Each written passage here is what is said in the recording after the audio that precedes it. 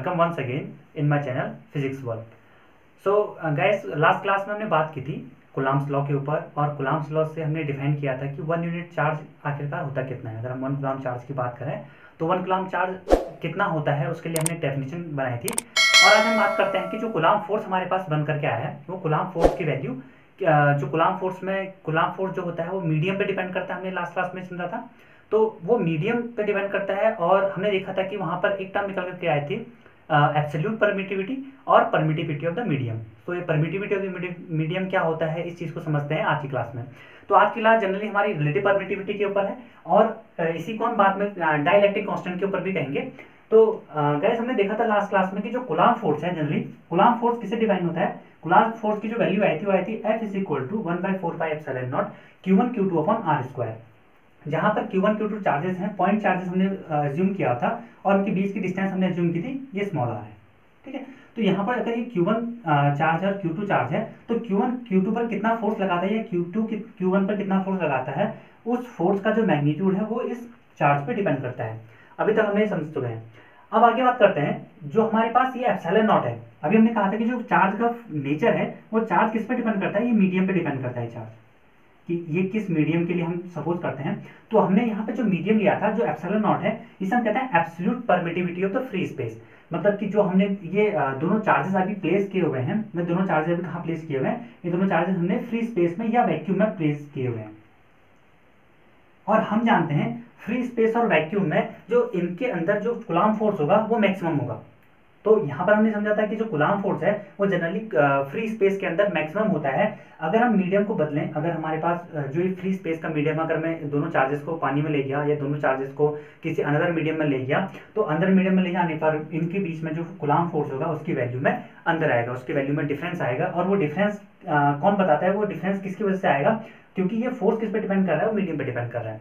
तो अब हम जानते हैं कि जो ये फोर्स है, ये फोर्स हमारे पास, अगर हम इसी फोर्स को, कूलम्ब फोर्स को किसी एक पर्टिकुलर मीडियम के लिए लिखना चाहें, तो फोर्स की वैल्यू आएगी 1/4π। इस बार एप्सिलॉन नॉट ना लिख के हम सिंपल एप्सिलॉन लिखते हैं, या हम इसको डिनोट करते हैं एप्सिलॉन m के टर्म्स में। तो यहाँ पर फोर्स फॉर द मीडियम मैं इसको लिख देता हूँ, ये force for the free space, F naught की वैल्यू, एफ नॉट क्या बताता है, force for the free space, and F M is the force for the medium.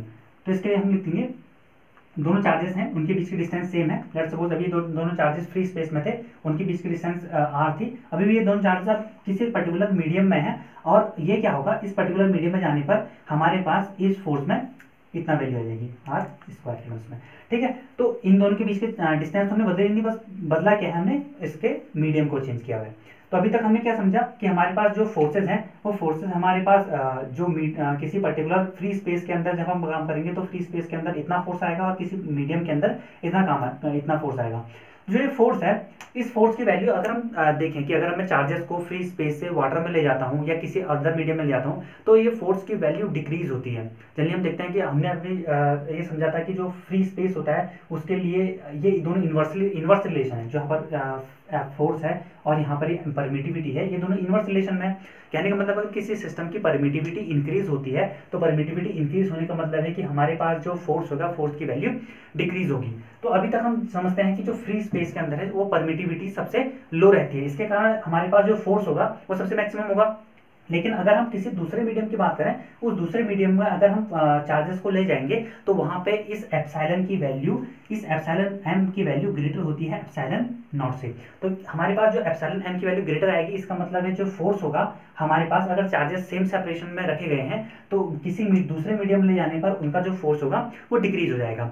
अगर हम बात करें वाटर की, तो अभी आप डाइलेक्ट्रिक कांस्टेंट या उसका वाटर का अगर हम रिलेटिव परमिटिविटी की बात करेंगे आगे, तो वो जो निकल करके आता है, अगर हम फोर्स ऑफ ये वाटर में देखता हूँ, अगर मैं दोनों चार्जेस को एयर में रखता हूँ या फ्री स्पेस में रखता हूँ, और उसी दोनों चार्जेस को मैं वाटर में ले जाता हूँ, तो उनके बीच का जो फोर्स का डिफरेंस आता है, अगर मैं फ्री स्पेस से वाटर में ले गया तो फोर्स 80 टाइम्स डिक्रीज हो जाता है।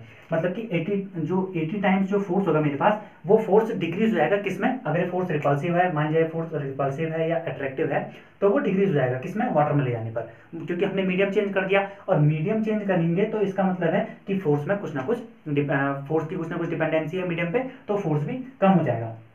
अब हम बात करते हैं कि रिलेटिव परमिटिविटी क्या होती है।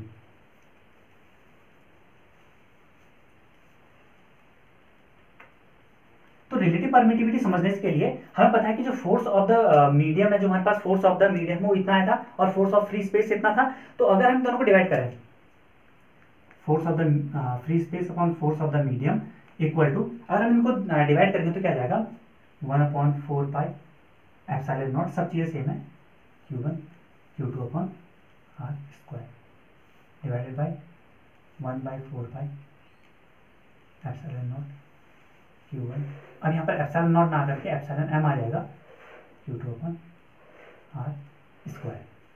ठीक, तो यहाँ पर हमारे पास हो जाएगा, अगर ये सारी चीज़ें कैंसिल हो जाएंगी तो force of the free space upon force of the medium equal to ये पूरा आ जाएगा epsilon m upon epsilon nought. तो epsilon m upon epsilon nought हमारे पास क्या है, epsilon m upon epsilon nought, इसी को हम क्या कहते हैं, relative permittivity of the free space. इसको हम क्या कहेंगे, relative permittivity of the free space.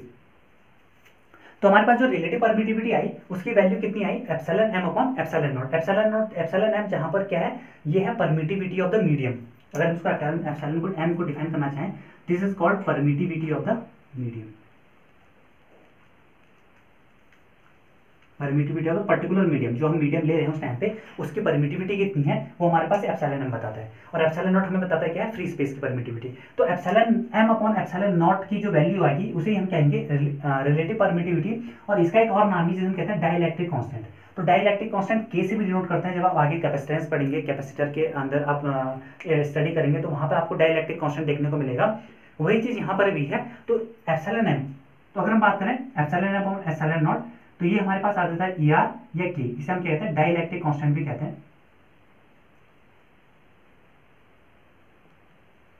Dielectric constant. तो अभी हमने देखा कि हम टर्म्स को, सारे जो टर्म्स हैं हम उसको रिलेटिव परमिटिविटी के टर्म्स में लिखना चाह रहे हैं। हम चाह रहे हैं कि जो हमारे पास एप्सिलॉन नॉट है, एप्सिलॉन m है, उसको हम किसी पर्टिकुलर मीडियम के लिए अगर हमें फोर्स की वैल्यू लिखनी है तो जनरली हमें इस एप्सिलॉन m में काम करना पड़ता है। और एप्सिलॉन m की जो यूनिट्स है वो समथिंग अबाउट 10⁻⁻12 कूलम स्क्वायर पर न्यूटन पर मीटर स्क्वायर के टर्म्स में चलेंगे।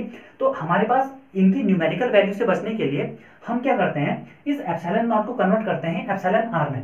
तो अगर मैं यहाँ से एप्सिलॉन m की वैल्यू कैलकुलेट करूँ तो एप्सिलॉन m की वैल्यू जो आती है वो आती है एप्सिलॉन नॉट ER, ये एप्सिलॉन है, एप्सिलॉन नॉट एप्सिलॉन r।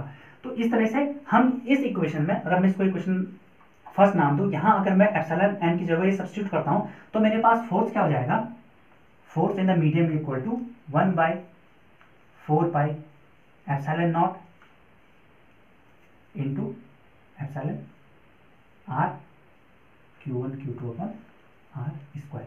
तो आप यहाँ पर देख रहे हैं कि जो हमारा ये टर्म है, ये टर्म, इस टर्म की वैल्यू हम पहले ही जानते हैं। इस टर्म की वैल्यू कितनी है, इस टर्म की वैल्यू है, आपको पता होगा 1/4 पाई एप्सिलॉन नॉट को हम क्या लिखते हैं, इक्वल टू 9 × 10⁻⁹। इसकी वैल्यू इतनी आती है 9 × 10⁻⁹। तो ये जो वैल्यू है एप्सिलॉन m, जो फोर्स हमारे पास मीडियम के लिए आया, उसमें हमने इसको वैल्यू को अगर सब्स्टिट्यूट कर दिया तो हमें जो फोर्स की वैल्यू है ये मिल गई। तो फोर्स की वैल्यू ये मिल गई। इसका मतलब क्या है कि अब हम किस में काम कर रहे हैं, रिलेटिव परमिटिविटी के टर्म्स में काम कर रहे हैं। रिलेटिव परमिटिविटी के टर्म्स में काम कर रहे हैं तो हमारे पास अब हमें सिंपल ये नंबर होगा, कोई जो रिलेटिव परमिटिविटी होती है वो सिंपल नंबर होगा। एक यहाँ पर जो नंबर था वो समथिंग कॉम्प्लिकेटेड नंबर था। अगर हम बात करें किसी मीडियम की या वाटर की तो यहाँ समथिंग 9 होगा या समथिंग इससे ग्रेटर नंबर होगा। उस नंबर में हम काम नहीं करना चाहते। पर्टिकुलर अगर हमें किसी मीडियम के लिए लिखना है तो पर्टिकुलर लिखने के लिए हम क्या करेंगे, हमें बार बार ये वैल्यू सब्स्टिट्यूट करके निकालनी पड़ेगी, क्योंकि हमें ये वैल्यू वेल डिफाइंड है तो हमने इसके टर्म्स में सम एप्सिलॉन r लिख दिया। और ये जो एप्सिलॉन r है इसकी वैल्यू समथिंग 1 2 3 4 इस टर्म्स में आएगी ताकि हमारा जो फोर्स है उस फोर्स की वैल्यू बन पाए। तो अगर हम रिलेटिव परमिटिविटी को लिखें तो रिलेटिव परमिटिविटी डिफाइन कैसे होती है, relative permittivity is the ratio of the force in the vacuum to the ratio of the force in the medium. या हम ऐसा कह सकते हैं क्योंकि हमें पता है कि फोर्स इनवर्सली प्रोपोर्शनल होता है परमिटिविटी के, तो relative permittivity is also defined as the ratio of permittivity of the medium to the ratio of permittivity of free space. तो इस तरह से हम रेशियो के टर्म्स में भी इसको डिफाइन कर सकते हैं। तो ये हमारे पास क्या था, ये रिलेटिव परमिटिविटी का था। अब हम समझेंगे कि हमारे पास जनरली जो ER की वैल्यू होती है, अब यहाँ पर देखना ई आर की value greater than equal to 1 होती है। हमेशा जो ई आर की वैल्यू होगी, एप्सिलॉन आर की वैल्यू होगी, जो रिलेटिव परमिटिविटी होगी पर्टिकुलर मीडियम के लिए, वो क्या होगा, हमेशा 1 से ग्रेटर होगा। ऐसा क्यों होगा, क्योंकि हमें पता है कि फोर्स यहाँ से ज़्यादा मैक्सिमम होता है, तो फोर्स यहाँ मैक्सिमम होगा तो इसकी वैल्यू एप्सिलॉन नॉट की वैल्यू मिनिमम होगी, और एप्सिलॉन आर की वैल्यू यहाँ पर अगर आप देखें तो ये रेशियो में मीडियम की जो वैल्यू होगी हमेशा एप्सिलॉन नॉट से ज़्यादा होगी।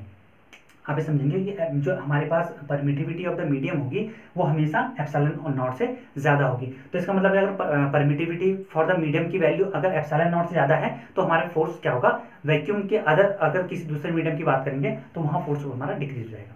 तो इस तरह से हम रिलेटिव परमिटिविटी को डिफाइन करते हैं। तो हमारे पास रिलेटिव परमिटिविटी का कॉन्सेप्ट यहाँ पर इस तरह से बनकर के आता है। और अगर आपको कोई क्वेरी हो इस टॉपिक से रिलेटेड तो आप मुझे कमेंट बॉक्स में मैसेज कर सकते हैं। और मैं यहाँ पे आपके लिए एक नई खबर लेकर के आया हूँ कि हमारे पास अगर ये इलेक्ट्रोस्टैटिक कोर्स हमारा आगे इसी तरह अच्छा चलता रहा तो मैं आपके लिए IIT JEE प्रिपरेशन के लिए हर वीडियो में एक 5-5 क्वेश्चन या 10 क्वेश्चन का एक आप मुझे कमेंट सेक्शन में कमेंट कर सकते हैं। तो मैं उस तरह से एक वीडियो सेक्शन ले आऊँगा आपके लिए इंपॉर्टेंट क्वेश्चंस का, तो आप अपनी प्रिपरेशन को IIT JEE की प्रिपरेशन को और भी अच्छा कर सकते हैं। तो इन टॉपिक से रिलेटेड जो भी क्वेश्चन आएंगे IIT JEE के परफेक्शन में तो मैं उनको वहाँ पे ले आऊँगा। Thank you for watching this video.